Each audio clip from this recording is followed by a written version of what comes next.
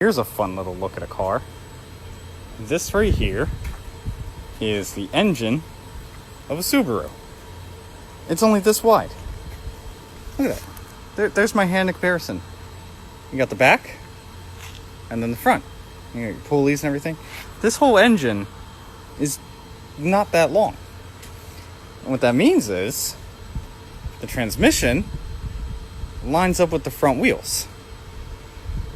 Subaru's all-wheel drive system is known as a symmetrical all-wheel drive. So there's no drive shaft to the rear, transfer case, drive shaft to the front.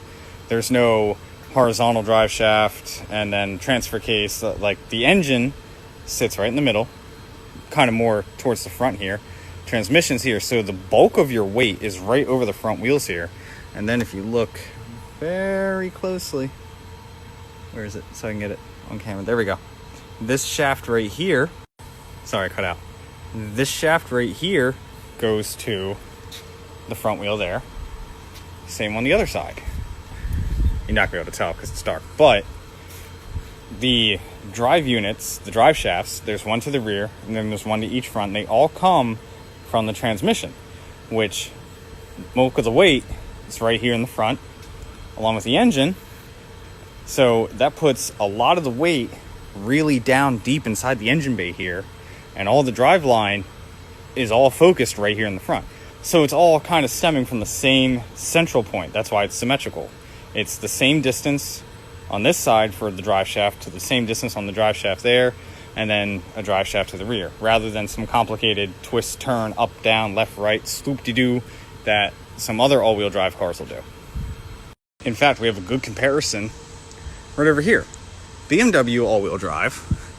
If we come underneath, this right here is the drive shaft that is going to put power to the front pumpkin to go to the front wheels. But as you see, this shaft goes to the back here, and this unit right here is your transfer case. So engine power has to come from the engine down through the transmission to the transfer case, where it goes to the front, then comes over and then goes that way.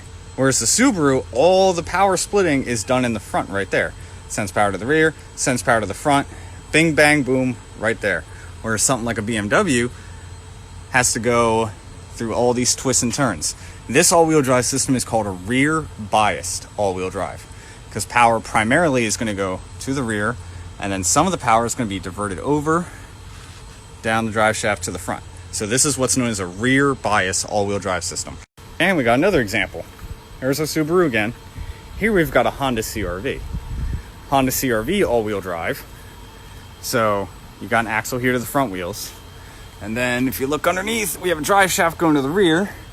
But Hondas are front-wheel drive, primarily. They're base. So the engine sits sideways in this. So just like a front-wheel drive car, you got your engine, and then you'll have your transmission, and that'll send power to each front wheel. But then what it does is it goes through a transfer case here in the front that sends power to this drive shaft all the way down to the rear. And this is what's known as a front bias all-wheel drive system, because the power here starts at the front wheels, then it's transferred to the back. Whereas on a rear bias system like the BMW right there, power starts going to the rear and then is biased to the front. But Subaru symmetrical, since everything happens right here in the transmission,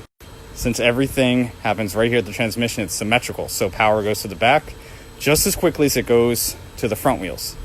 So front bias all-wheel system, because it starts at the front and then sends power to the rear. Rear bias all-wheel system, because it sends power to the rear first and then biases to the front. Symmetrical all-wheel drive, because all the power is split evenly to the front and the back.